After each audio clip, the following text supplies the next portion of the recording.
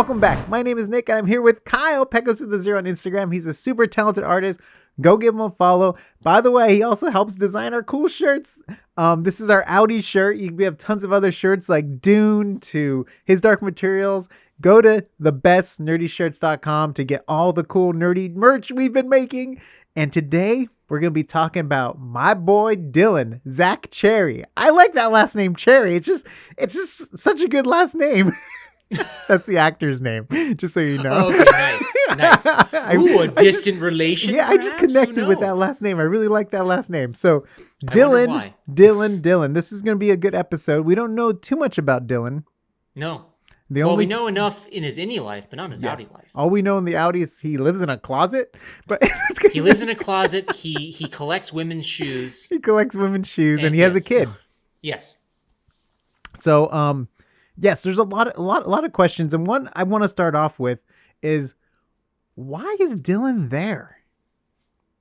Yeah, it's such an interesting question, isn't it? Because we kind of know why Mark's there, we know why Heliar's there.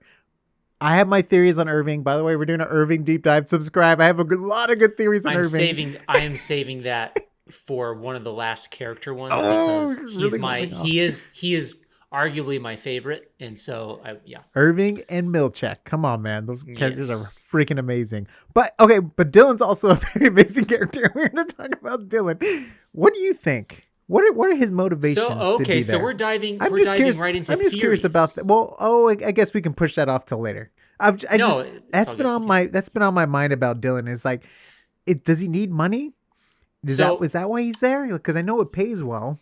The clue I get is, so remember when Helly heard, an angry mumbling, a mumbling angry man in the break room, and Dylan said, "Oh, I heard a baby crying in mine."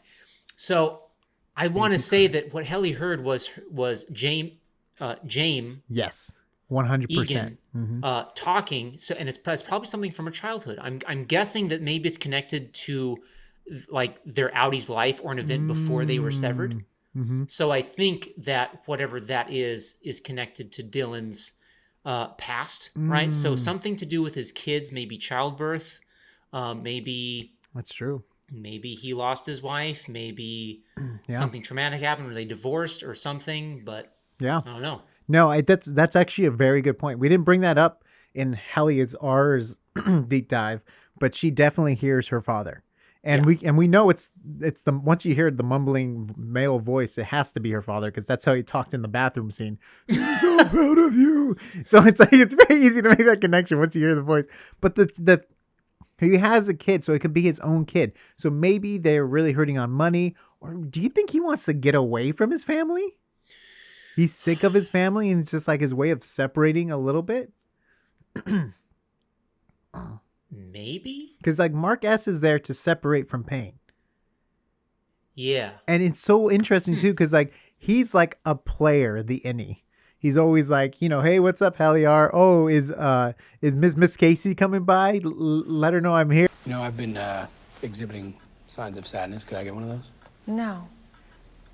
Remember, he's always and then he catches on Mark's relationship with Heliar, as if he's subconsciously trying to enact not being I don't know. Yeah, it's just so interesting, right? Because you have to take into the account. But you know what? I just had to mention that right now because I would have probably forgot later on because we're gonna get into Innie Dylan, and Innie Dylan's is a handful. He also has the finger locks too, but. He is. I mean, well, that's the thing. So, he's kind of a dichotomy, or maybe we see his transition, right? Yes. Great transition. So we start with him being all about the perks, right? He loves his little treasures, tchotchkes. His little treasures. Yes, the treasures. Yes. They are treasures to him. You know what I mean? It's funny how even us as humans and cultures, we've always been into collecting stuff. We all have so much stuff, even more than we need. We have garages of stuff. Some of us has storage units. Some of us still have stuff in our trunk that we never taken out. You know what I mean? We love stuff, and you can tell that's him. He loves his little treasures, and drawings of himself. He's so proud of him too. Like when Halliard comes in, he's like the big dog. He's like, yeah, I did that. Yeah, I have a few of those. I've earned quite a bit. Yeah, no sweat. You know, he has like erasers. He has tons of the. Even gets a little comment about his delts. You know, like. He's like, you know, I mean, he's such a good character. I really like Dylan's character, but yeah. Yeah, like he's like it's interesting. So like I actually came across a theory that they're saying that like because and Dylan is a prime example of this, right? Is that because they are split chronologies, they have no context for their past memories. Yes. Or growing up in the real world, right? So they're essentially children. Yeah. Mm-hmm. And they're manifesting their childlikeness in different ways, right? Yeah. Dylan is like, I got all my little toys, right? And Yep. I like this stuff. And, you know, like, and he's kind of brash, right? He's, you know, he's also like, he's kind of got a devil may care kind of attitude, right? Yeah. At the Mhm. beginning, he's like, I don't care. You know, like just as He's long only as there I get for the my prizes. stuff. Yeah, exactly. Yeah. And like, and then like also he also holds to like these convictions, right? So like the example of O&D. Like, you know, Yeah. he's fully convinced at the beginning, like Yeah. they're a bunch of bloodthirsty betrayers. Yeah. Right. And it really- takes a while yeah. for him to He's trust. really into the whole gang stuff, right? Like they have their, you know, they got the blues The and the in-group and reds, the right? out-group. Yeah. Yep. And that's how it is. Remember, even on the drawing, like with the name badges, like the colors switch too on the painting. Yeah. Because they're trying to get them against each other so they don't like talk to the other departments and stuff. But like he does not trust a lot of people, Right. but he trusts his MDR crew like crazy. I would say that he starts to more and more through the season. Like I would say like maybe it was always there, but we didn't see it, right? Or maybe you know what? Maybe I'm missing some details. You know, yeah, that's true though, because we're kind of jumping in when we jump in the story, right? Yeah. But they seem like a close knit group. Well, Mark and Dylan seem close because they make fun of Irving. You know what I mean? Like they had Right. they had like the bingo, the Egan bingo. Yeah. And like there's like, oh no, like, you know, he's Mr. Rules. He's like, what's for dinner? You know, he comes in with his old humor, but then like the younger guys kind of have like a connection and stuff. But oh crap. No, I was going somewhere with that. I just outed myself. I mean, well, I do think like No. also we are missing that connection. We only get one shot, I think, Oh, and it's a flashback from Mark. But when Petey was still a part of the gang, right? Yeah. Dylan was Dylan was a part of that He was. group. He was right? also in the group photo. Right. So and you know, Petey seemed to foster a sort of camaraderie, right? Because it was all let's face it was all dudes. Right, so it's just a huge sausage party at that point. Yep, it was. So like he's like, yeah, you know. So Dylan was probably having a great time. I don't know. Yeah, could be wrong, but that I remembered now. Okay, the way he stood up for Irving as soon as everything was going down with Irving's love life, he really had Irving's back, like off the bat. And he was like, kind of like, "What are you doing, man?" Like, no, they're the enemy, and he was protecting him. He locks a Bert in the room. You know, he does everything he can to protect. And then I think he even ties up Bert when they walk him back to the department. That's right. Yeah, so he really does care about the team. He may not show it. Like he tries to be the cool alpha male, like, yo, I have all the prizes, I'm the best here. He claims to be the smartest there too when it comes to their job. Right. So yeah, I mean, yeah, he's a force to be reckoned with. They have awoken a monster. I mean, well, that, and I would say that the monster was awakened after the, the overtime contingency protocol, right? Mm-hmm. When he snapped and bit Milkchick, right? And then that's essentially where you see a shift because he's like, and I've talked about this before with the other characters, like each character has their own transformation fulcrum, right? For their development arc. Mm-hmm. And Dylan's, I'm convinced, is centered around family. Yeah. Right? Mm-hmm. So I'm guessing that at least to his innie, the idea that he has a family is a very powerful thing to him. Oh, right? Yeah. It causes him to cause physical harm to someone, right? In Lumen. And then at the same time, we could say like his camaraderie with MDR is almost treating them like a surrogate family in that sense, because they're the only people that he's ever known like for a protracted amount of time. Yeah. Right. And he also sacrifices not seeing his kid again to opt in to be the one to flip the switch. Right. Huge sacrifice. And I think that says a lot about like, I think that's subliminally his fatherhood coming in, because as a parent, you do have to sacrifice a lot of your own personal stuff in order to raise a kid. Right. Yeah. And so like, he's like, guys, I get it. I've already had my time out, however short it was. Yeah. So I'm going to stay behind and make sure you guys, get it. And then he has like the best line. F you, Mr. Milkchick. Before he's like, oh. As he's holding the eyes.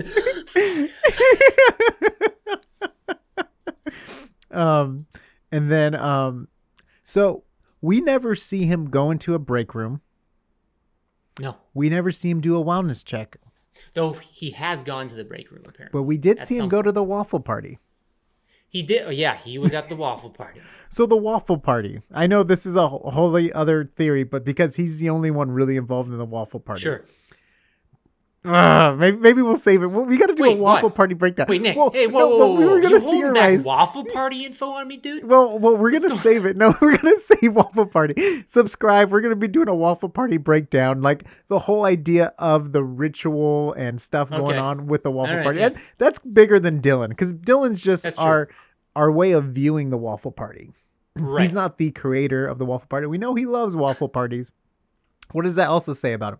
Maybe that's why he's into like the alpha male, like, he loves the women there. He's very attracted to all the women except for Harmony or Mrs. Coulter. But Mrs. Coulter?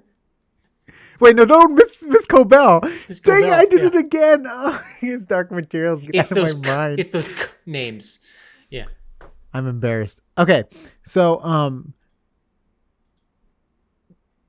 theories on Dylan. We have to do some deep dive theories. Yes. So I already had my theory, which really wasn't a stretch, which was the crying baby, like why he's there, right? But yeah. So there's a theory on the internet, and we talked about this a little bit with really Milkchick. A theory on the internet, you say? Crazy. Okay, I know. So... I just logged on for the first time yesterday. Thank you for uploading all of the videos, Kyle.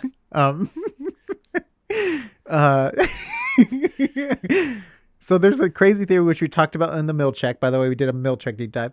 That Milkchick and Dylan were in a relationship together and living together. Mm-hmm.